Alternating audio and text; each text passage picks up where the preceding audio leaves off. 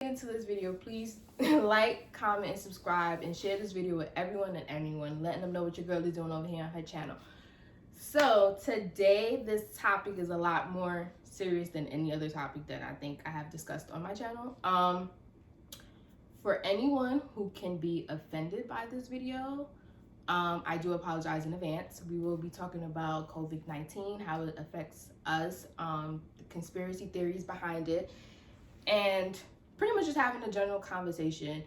If there are things that we didn't touch on and you feel like we should know, or things that you feel like wasn't the truth by what we felt, then again, remember, this is our opinion. You're entitled to your opinion. But we do apologize in advance for anything that we may say or react to certain situations. So yeah, we'll get started. So today it's me and my husband Kydd here talking about this. The reason why I even made this video is because two people that are my friends convinced me to talk about this because it has affected me in some type of way, and it has affected me a lot more recently. And I felt like it was the right time to talk about this. Like, when they first brought the idea to me a week ago, I was just like, you know what? I don't really think this is something I should be talking about. I don't know too much about it. And I'm not the type of person who really watches the news. For many reasons, the news is very depressing. I don't have time to be depressed all day. I don't have time to be checking the news every 5 minutes to see who's dying. I'm sorry. I'm just not that person. So Kydd is here because he watches the news a lot more than I do. Gotta be informed. And he's like my mom. Like, if anyone has ever met my mom, when you come to my house, my TV's on CNN 24/7. Like, she might as well report the news for the whole entire nation because she knows it like the back of her hand. Like, she'll always tell me like, oh, well, you know, this person died and this person has this symptom and you gotta go see if you got that symptom. Listen, sis, if I'm gonna die, I'd rather die with not knowing. And that could be the ignorance of me, but I don't think there's any good behind knowing that you're going to die. Like, that's what makes you panic. I'd rather not panic and just not know I'm gonna die and just die very peacefully. Okay? I'm sorry. That's just how I think. I'm not scared of death. I have come to terms with it. Like, listen, if I happen to die during this coronavirus, just know I died happy. Not miserable watching this, getting panic attacks and stuff. I died being happy. Okay? And quarantined. And quarantined, okay? That too. So, what do you think we should touch on? Like, I came up with conspiracy theories behind the whole coronavirus, social engineering, which is something that you talk about a lot in conversations we have about the coronavirus, and also martial laws, sorry. And I also wanted to touch on how it affects me and you personally.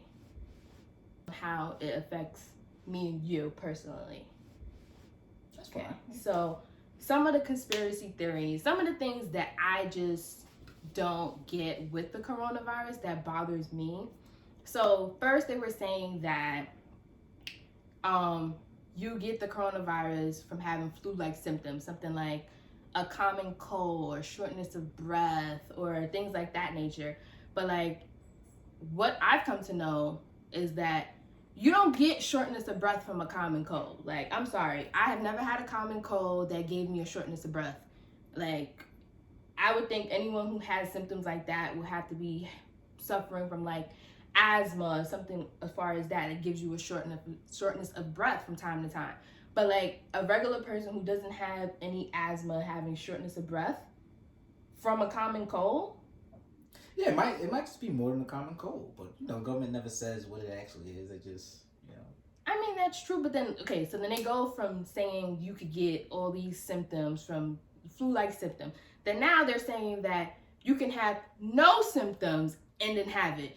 Like, how does that make sense? So how do I know that I have the coronavirus if I have no symptoms? I'm not having a shortness of breath. I'm not coughing. I'm not sneezing. I'm not having a shortness of breath. And imagine this supposedly started last year, November. So yeah. Imagine using myself. I've had the coronavirus. Mind you, my job is, I'm a housekeeping manager, so I work in the hospitality field. So I am around not mainly guests, but my associates who are then around a lot of guests. So like I'm now giving it to them and they're passing it on to guests, and then guests are leaving and traveling and going to meet their families. So now it's spreading. So how do I know I don't have it? How do I know I have it and then give it to them, and God forbid, say they start trickling down and dying and I'm still alive? And all this time I had coronavirus. Right, and that's the scary thing about it. That's why people are saying social distance, and because if you don't show any symptoms and you have it, you're just spreading it without knowing. But then imagine a situation where like you do social distancing, you do have it, and it doesn't go away. Then I guess you just live with it, right? And nothing else to do.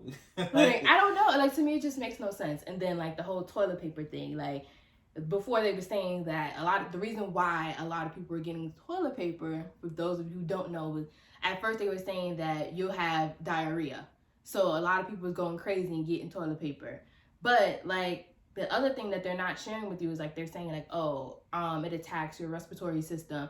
So like that all deals with the immune system. So I feel like what the government isn't saying is like, oh, these are the things you should be buying in the store. You should be buying more fruits, more vegetables, taking some type of pills, whatever the case is. If you have it or it's mild or whatever the situation, they're just telling you to social distance yourself and quarantine.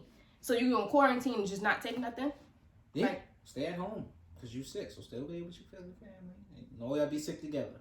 But like, I've had the flu. Right. And like, you know, like with any common cold, like it goes away, but it takes a longer time to go away if you don't treat it. So like, that's the same thing with this. Like, if you don't treat it, obviously it's still gonna be there. You're gonna still have some symptoms. Yeah, I mean, yeah. But it's like the government's never gonna tell you what's best for you. I mean, they tell you what they feel is best for you. They don't know. They don't know. They go for whatever study and analysis they do that shows the average American, and there's no such thing as average because everybody has a different life and different circumstances and shit like that. But that's the government for you. Okay, what was the conspiracies that you heard? Oh, about I think it's more of a like, yeah, it's a flu thing. I think it's a pandemic, but I don't think it's as big as they're making it seem. I think it's more of a financial thing behind it. Because like, yeah, we had in the last, I don't know, 20 years, we had SARS, we had bird flu, we had swine flu, Spanish flu, right? Ebola, which lasted like 3 months, and then nothing shut down. Actually lasted a year. Oh, right, probably did. Right, but I mean, in the States, it lasted like, what we had, like, we had one person who came, she had it, the first one came over, she came to Texas, she had the quarantine in Texas, like, I don't know, like 6 months later, whatever it was, she cured herself, whatever. It was like another pandemic that people don't even touch on, HIV and AIDS. That was like a big, and that's still current. Well, they have a cure for it now. It stops you from spreading it. I don't know. The cure is that they would treat you so that you could keep paying.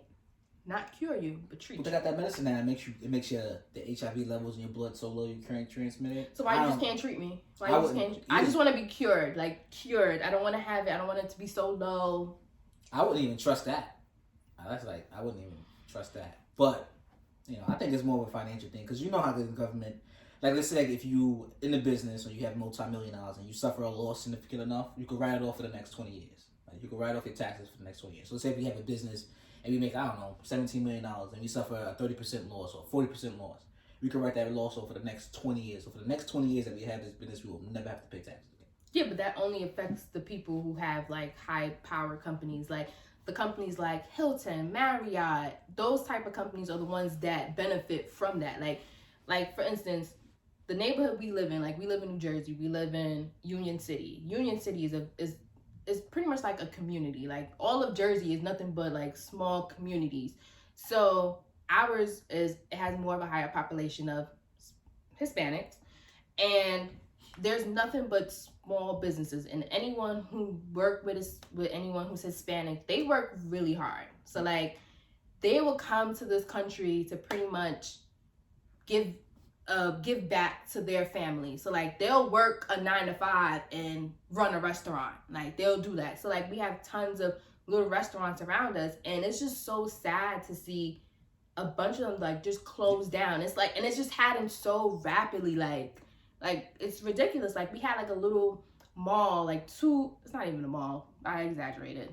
Like a little shopping center. It's like a strip mall kind so of. It has like 6 stores in there. Yeah. And we had a supermarket. This was like a really big supermarket. It was 24 hours. Like even before this pandemic happened, it closed down. they have yet to put a supermarket there.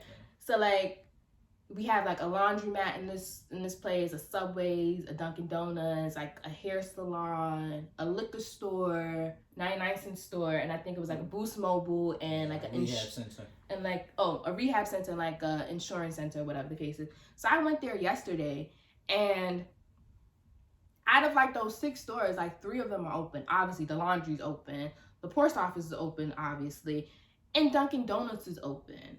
And I was just saying to myself, like, how is Dunkin' Donuts open and then Subway's is not open? People need coffee, not sandwiches. But I go in there and like, it's no one in there. It's only 2 people, and it was extremely weird. Like, since this whole quarantine thing happened for me, which is like, I don't even know what day I'm on at this point. I'm probably on day 10.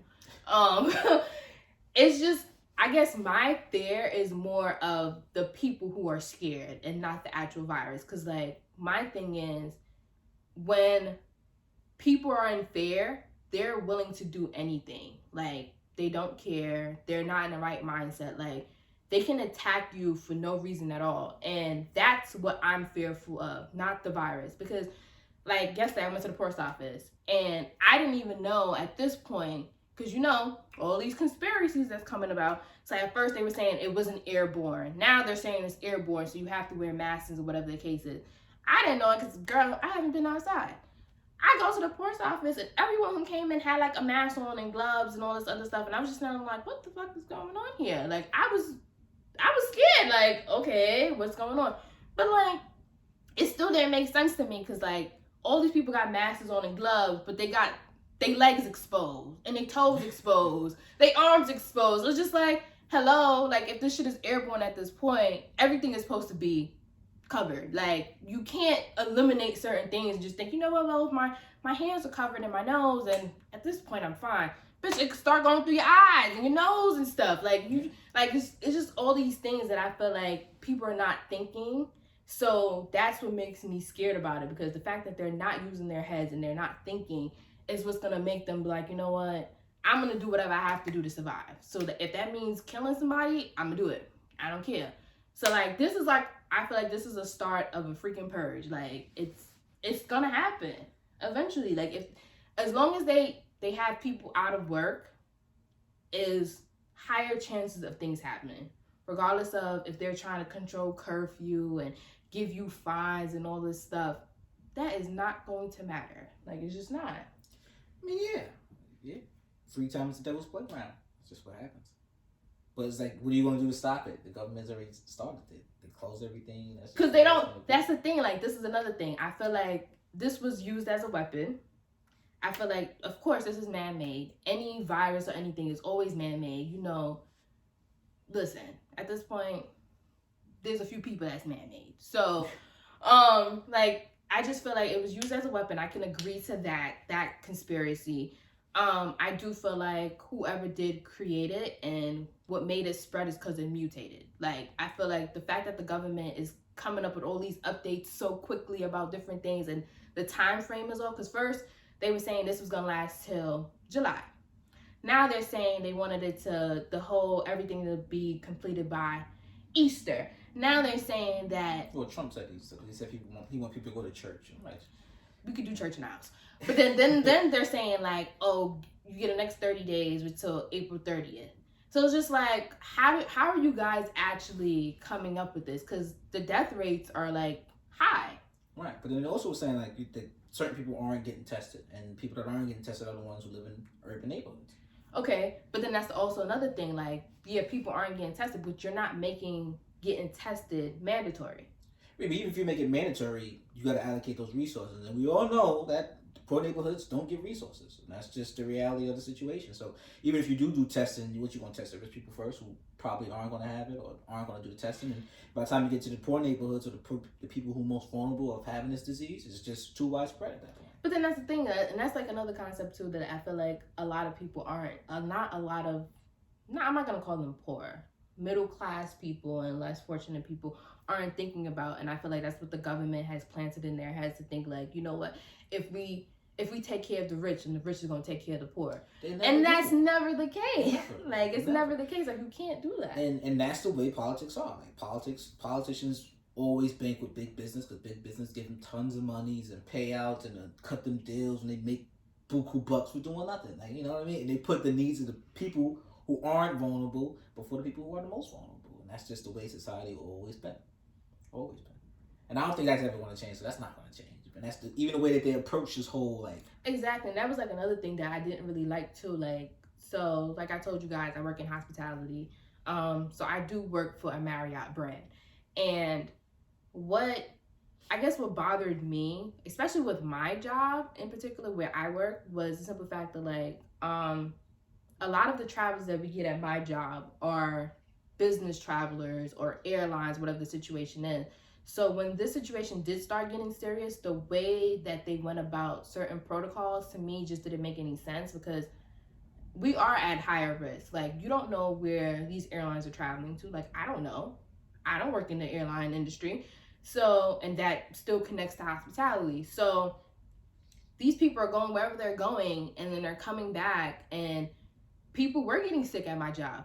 Did they have the coronavirus? I don't know. We didn't know, but we did get like a few emails with people telling us like they were really sick and we should take precaution when we're cleaning their room, which were very helpful and I'm so grateful for that. But it didn't put a fear in me, but it did make me question a lot of things because now a room attendant, someone who I interact with pretty much every day, could have went in that room regardless of what precautions that they felt like we needed to take and got the coronavirus and then took it home or whatever the situation is. So like, yes, you're thinking about the people higher up, but then also at the same time, the people higher up are not the ones working as hard as the people lower down. Like, and that's one thing that bothered me because like, I've always wanted to work for a Marriott brand. Like that was like my goal since I was like 18. Like, I want to work for a Marriott brand. I've heard great things about this, but like the way they went about it was just like, what? Like, what? Workers are expendable. Yeah, workers are expendable. But then at the same time, the reason you got buku bucks is because of these goddamn workers, isn't it not? And then government tax breaks and all that other stuff you get once you get rich, you know. But that's true. But like, you can't tell someone to put their health first and then penalize them when they do put their health first. Like, does that make sense? No, but it's business. So I just say that to be nice, not for you to actually, you know, do that. Like, yeah, all right, go home, take care of yourself. But you better not go home and take care of yourself because you need to be here. You know what I mean? That's how it is. Like, yeah, if you're sick, stay home. Not too much though. Like, you can stay home a little bit, but at the end of the day, look, listen, you want to have this job or not? I get somebody who not sick to come in, and that's how businesses are. And like at Hudson Yards, where we work, it's like it's so many corporations there that's rich. SAP, BCG, 17 Point. Boyd, Schiller, and Schneider, it's like tons of rich corporations there. And half their staff, most of their staff has the capability of working from home. Like a lot of their staff has the capability of working from home. Most of the bosses there they work out of so many offices, like they always coming and going, so they don't have to be there to make money. But the people who actually have to be there, exactly, they gotta be there. And the ones who can't be there, they just don't get paid. And the ones who can't work from home, it's just, all right, whatever. So like that, it was one guy, I think like he had like 4 personal assistants. He lived on 3 of them. Kept one. He said, I don't need all you guys. He never needed all 3 of them to begin with. Nah, they all did his job. So it got to the point where all he did was come, show up. He was a face figure, so he come, show up. I mean, obviously he's an executive, so he works his way up to that way. Either he works his way up there or somebody liked him and made him an executive. It's one of those 2 things. And that's how business is nowadays. But we're not going to go into the whole topic of how business is or whatever the situation is. But I think this whole Corona thing is going to hurt. It's going to hurt people across the board, but obviously it's going to hurt poor people. It's going to affect more of the people who live paycheck by paycheck. Like, and that's 90% of America. That's those people, and that's the crazy part about it. A lot of people don't even know what hospitality is, but hospitality funds a lot of everything, like restaurants or hospitality, hotels, airlines, all this stuff. So you're shutting all this down, which is going to create a recession overall. Like, regardless if people are still going out to buy freaking groceries, like, yeah, but how many groceries do you have to buy to make economy go back up? Right, and it was just crazy how the workers that people took for granted are the essential workers now. Like, that's crazy. I don't mean like cops and stuff like that. People always fire them, but I mean like janitors. Like Chipotle workers, and McDonald's, and people who work at Taco Bell. They're essential workers now. But that's the crazy thing because they've always been essential workers. Like, yeah, they're true. But like, how often do you want Taco Bell? You know, Until that's the only thing open. Exactly. Well, it's your Taco Bell person, but it's crazy. And we saw that at my job. It's like, do you think they should get $15 an hour? I'm like, I think in this time frame they should definitely double their pay because they're putting themselves more at risk. And like, I even know like when people like, there's been a bunch of like viral videos going out with like nurses and doctors and stuff talking about their experience with the whole coronavirus. And I didn't quite understand why certain people were reacting the way they were reacting to it, because my whole thing is like, yes, that is their job and that is what you sign up for. But however, this person is still a human being. Like, they still have a family to go home to. They still have to put their health first. So like, who are you to tell them that, well, that's your job, that's what you're supposed to do?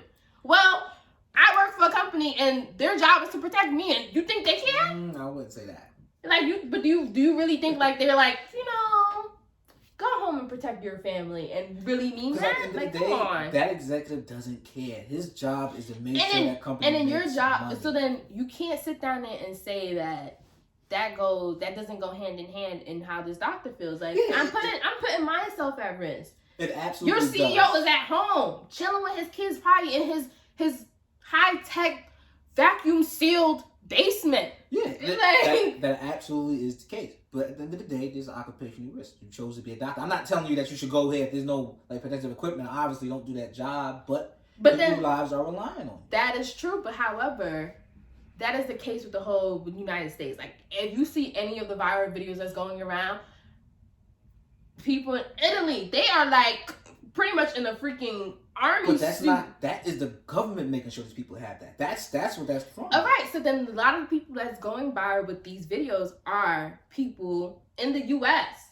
Yeah. So like, they're entitled to feel how they feel. So no one should sit down there and say, well, that's your job, that's what you signed up. No, I signed up, to save lives, but I'm supposed to be protected. Right. So if you don't have the necessary equipment, obviously don't do it. So don't go to work. So just let people die. Why would you? I mean, I'm just saying, like, if you know that this is a disease that spreads, we don't know how it's transmitted. Like, one day it's airborne, next day a guy has to spit on you. You have to stand next to him. You don't know how you're going to get it. You just get it. Like, nobody says how you get it. But if you don't have the necessary equipment, obviously don't put yourself in a situation to get sick. Whether or not a person is going to die. But then that's the thing. Like, you don't even know what situation to put yourself in. Because, like you said, like, they're saying it's not airborne. Now they're saying it's airborne. So it's like, at this point, you can just blink your eyes and you got the coronavirus. Exactly. Like, what the hell? Every other nation is making sure that the doctors are protected. In America, people, like, they mark up the price of surgical masks like 200%, to the point where it's like $5 a mask when it used to be like 50 cents a mask. Like, that's just the American way, because we're a capitalist society. And in capitalism, if there's a need, then we can charge whatever we want for it because people want to pay that price. And that's what they put first, was profit. But then that's the crazy part about it. Like, how they're telling you to wash your hands and use all this stuff. Why hasn't soap went up? How many soap brands are there? They say you mark your shit all the way up, you go buy Palmolive. Palmolive like $1. It's always cheap. Buy Palmolive. But I'm just saying, like, why hasn't soap went up? I don't know. Right? Because then what do you think? People start making their own soap at home? You could do that. You can make your own hand sanitizer too. That's true. You gotta buy alcohol. And they already marked up alcohol. Buy soap, guys. Soap and water. But it's just that's the American way. Like, if there's a need for something, people mark up the price. That's just the way it is. I mean, that is true. That's true. That's sad. Yeah. But like, I know you always talk. I don't really know too much of social engineering, but like, I know like a good example of how I can explain social engineering is like using The Simpsons. So like, Simpsons talked about a lot of things that we're currently experiencing. Like, the coronavirus was on The Simpsons. The way that Kobe Bryant died, God rest in peace for him, was on The Simpsons. Trump getting elected and being a president was on The Simpsons. So like, they already planted this in your head to make you start thinking, and then they made it happen. So like, that's an example of social engineering. So like, why do you think this is social engineering? Because it's like, whenever there's a pandemic or whenever there's a sickness or a new virus that come about, people, they always prepare you for it. They show like Contagion and Outbreak and all these movies like from like 1980. Yeah, like, so like one of the movies I felt like, I mean, you know me, I don't watch a bunch of like sad movies, but one of the movies that I felt like that kept popping in my head when I thought about this was Outbreak. So like, a short way of explaining this to you, Outbreak is this movie about It's like Ebola, so they got it. So it's like Ebola, but they got it through monkeys, and the military knew about it, and they try to pretty much like wipe out monkeys to get rid of it, and anyone who knew about it, they wiped it out. But then it got to the U.S. because some guy tried to sneak a monkey in to the U.S. and people started getting, whenever the monkey bit you, you got infected with it, and people just started dying. And it was this guy and this lady who was trying to figure it out, and they figured it out. And the military, the people who knew about it before, which were like soldiers and sergeants at the time.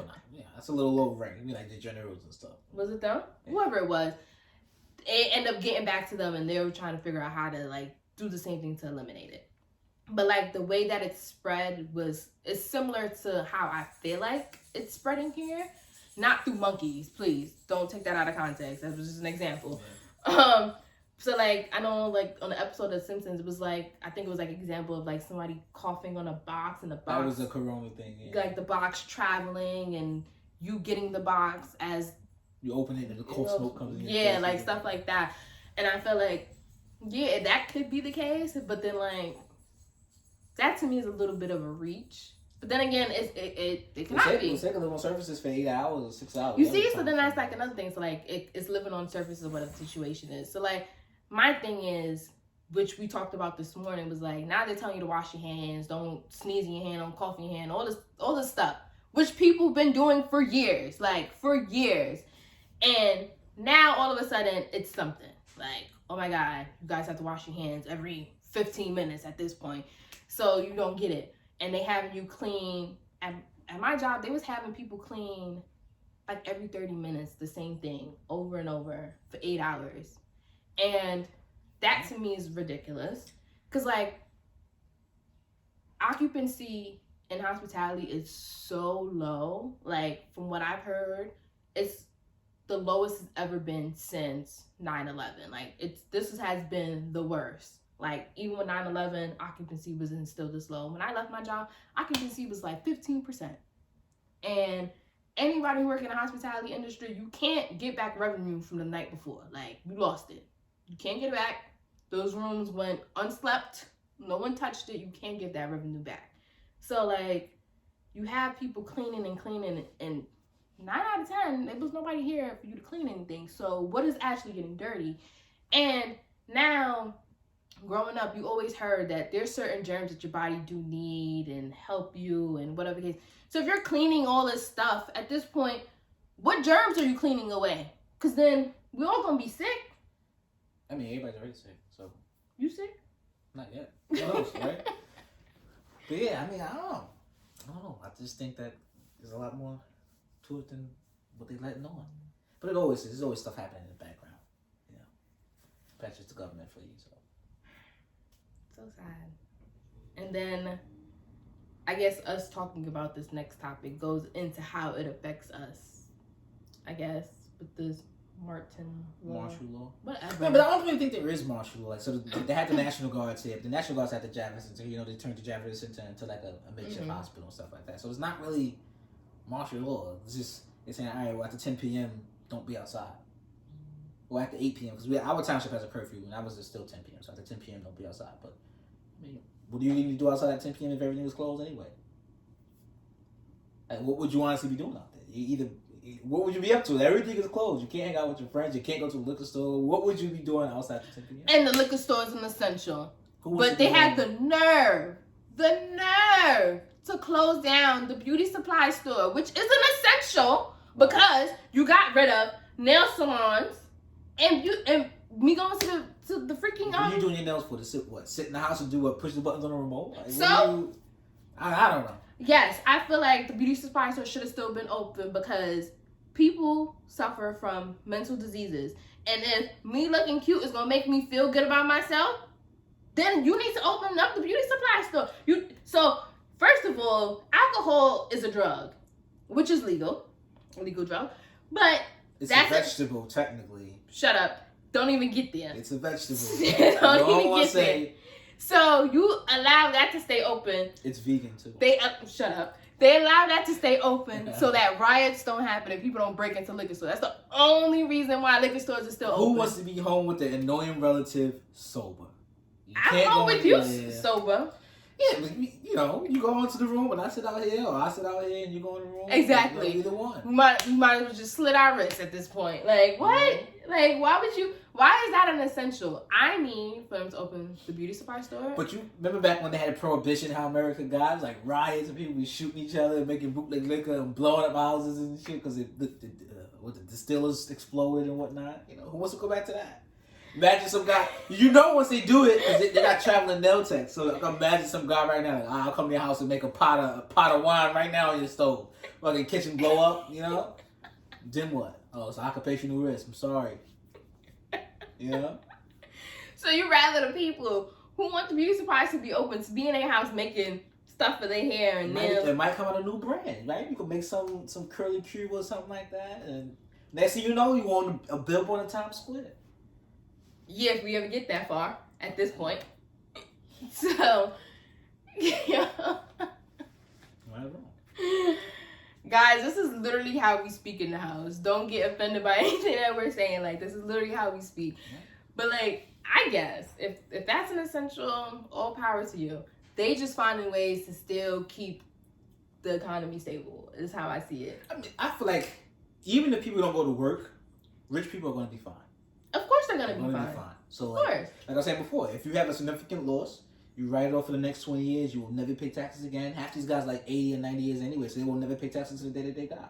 And they give all their money and stuff to their kids. There's no more estate tax, so the kids don't pay taxes on that. And then they just write off the same losses if their dad had. So for the next, 15 years after that, their kids don't pay taxes. And what? Who's going to recoup that loss for the government? The middle class and the poor.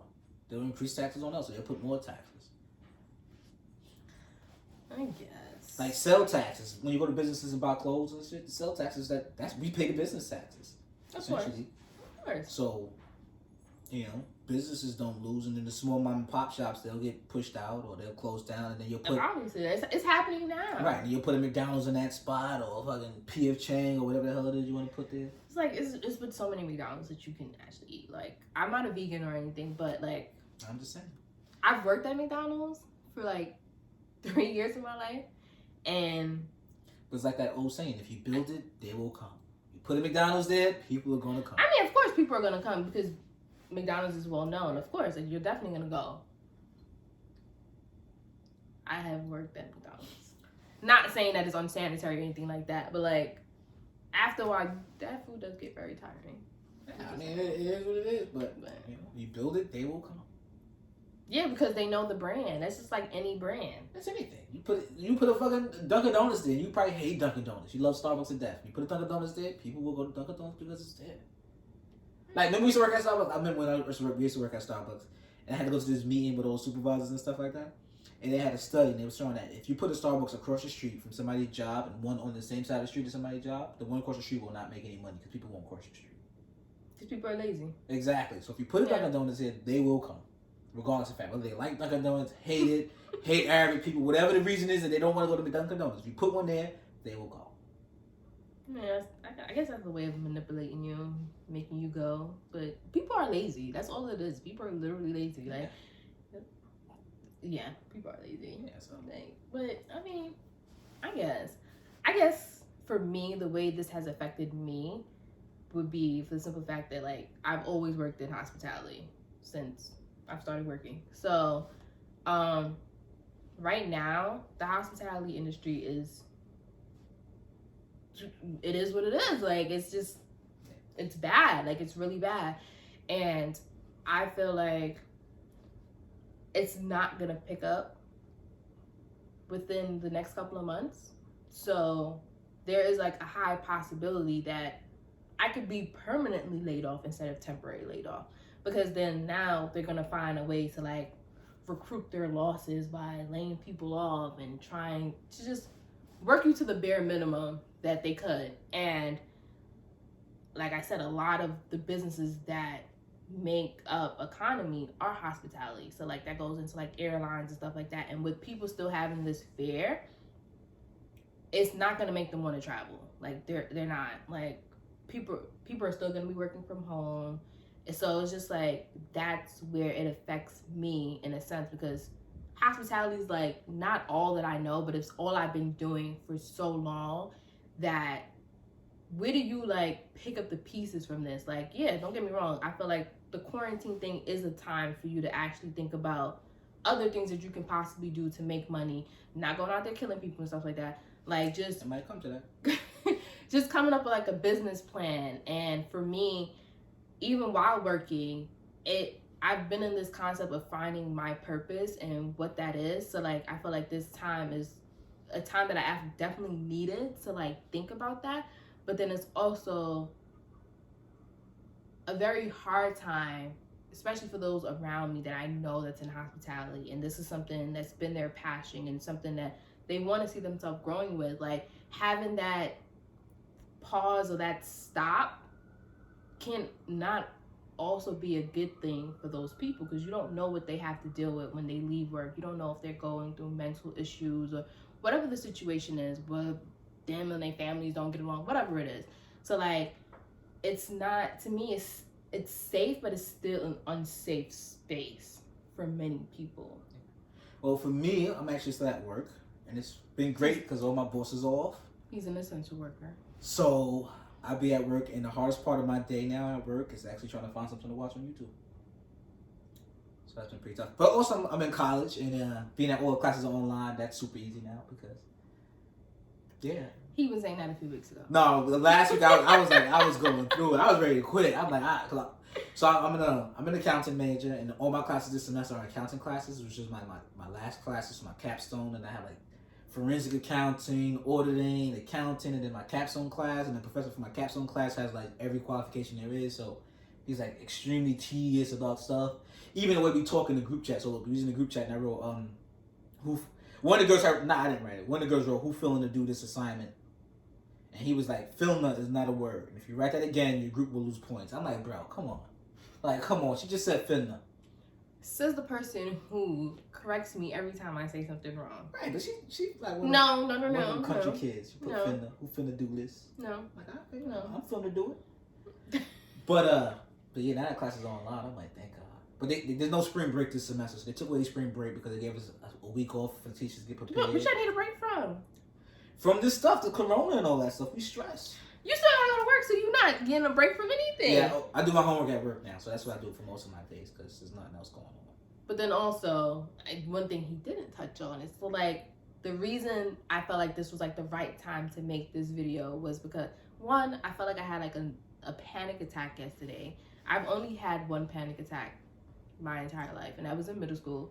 But yesterday in particular was because, so my husband is in the military, and he pretty much texted me and told me like, oh, I might be getting deployed to what? Saudi Arabia? Who knows? Right. But they told me yesterday and they gave me like 2 weeks. So like, now this not only affect me, I guess I'm not gonna say so much financially. I don't know. No. Not financially, but like, now it's personal, I should say. So, and it just kind of like really put me in a bad headspace. Like, and trust me, I was not scared of this coronavirus thing at all. But like, now it just had me like thinking about so much other things. Cause like I said, it's not even the virus that scares me. It's the people. Like, get a gun. Get a train Francisco, have him bite people ankles.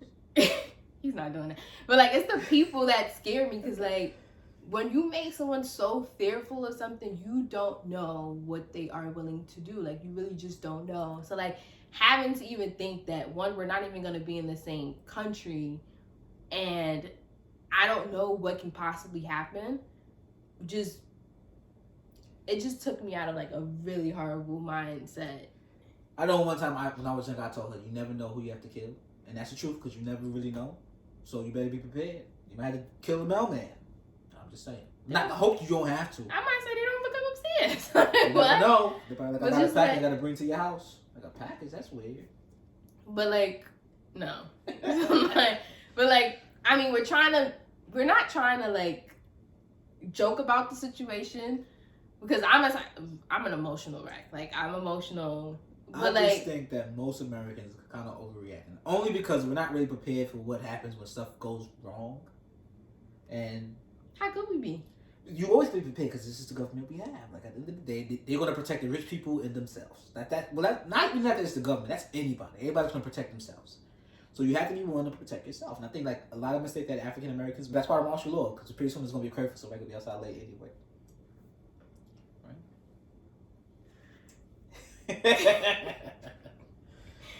Guys, oh my God. I'm just saying, you got, because there's no jobs right now. Everybody getting sick, and pretty soon the liquor store's gonna run out of liquor, and then what we gonna do then? You stuck at home with your annoying grandmother. Like you said, the people gonna be over there making their liquor, making they hooch, YouTube in the prison videos and stuff. How do you make that again? How many apples I need? It was just like exactly like at a point in time, we really have to think like things are going to run out. Yes, they are, and the government can't protect everybody, and we know, like we all. I'm not sure who the viewers are, but you know, for many of us, we live in urban neighborhoods, and oftentimes we're going to be in neighborhoods that are going to be protected last. So you have to be prepared to protect yourselves at any cost, because everybody has the liberty to life, right? Life, freedom, and justice. And this is what makes this fearful. Like, it's not the virus; it's the fact that the way that people are going to think. I think the people who are unprepared are going to be fearful, and you should be prepared for what happens, because you just don't know what's going to happen. Right, and those are going to be the people to possibly kill you. Yeah, because you know we got to survive. Do I not have a right to survive? Because you know I'm not saying you don't have a right to survive, but I feel like more people are scared of the virus, but they should be scared of the people that are fearful. Because people are nuts. People are nuts regardless. Exactly my point, and I guess that's where.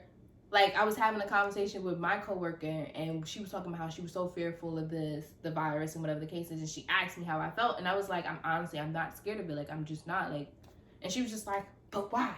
And I was just like, what the hell you mean, but why? Like, I'm just not. And then she was like, I don't want to die. I have so much things to do. I have so much places I need to go, right. Whatever the case. And I was just like, down. And that's literally how she was reacting. And I told her, like, I was just like, listen, I feel like I'm a realist. Like, I don't have time to sugarcoat nothing to you. I'm gonna tell you how it is. And I told her, I was like, listen, death is not gonna wait for you to sit down there and get your degree, right. To go travel, make your kids, get married. It's gonna come, whether you like it or not. It's gonna come. So you're gonna have to accept it. Only thing I don't want for myself, I don't want a painful death. I just don't want to. I don't want a painful death.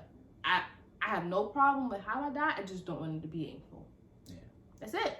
And she looked at me like I was insane. Like I was the devil at this point. I just think that most Americans aren't prepared for if stuff goes wrong.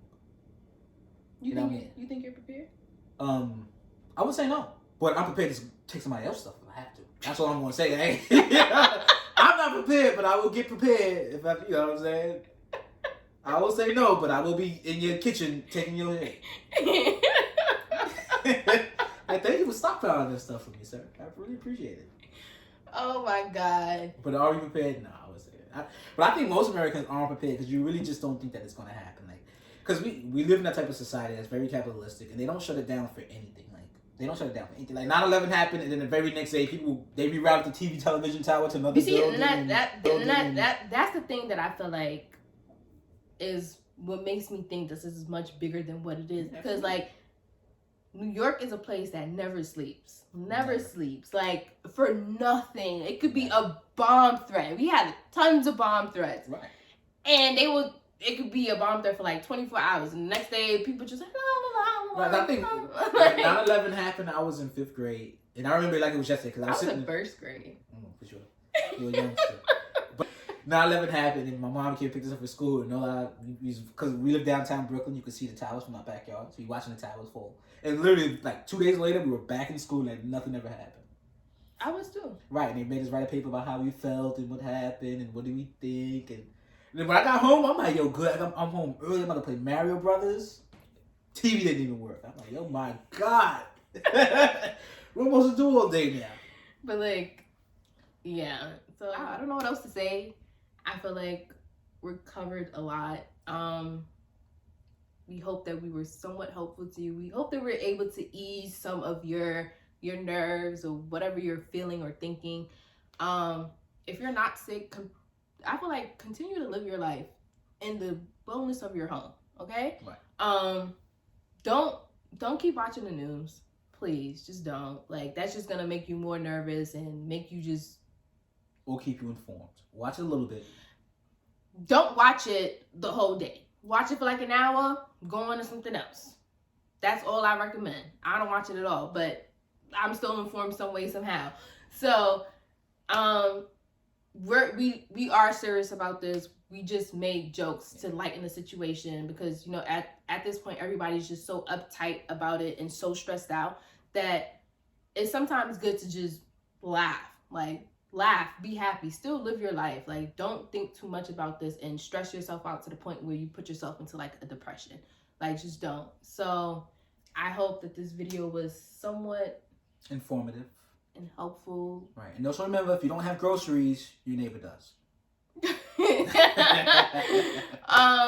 I hope that you guys are washing your hands and properly washing your hands.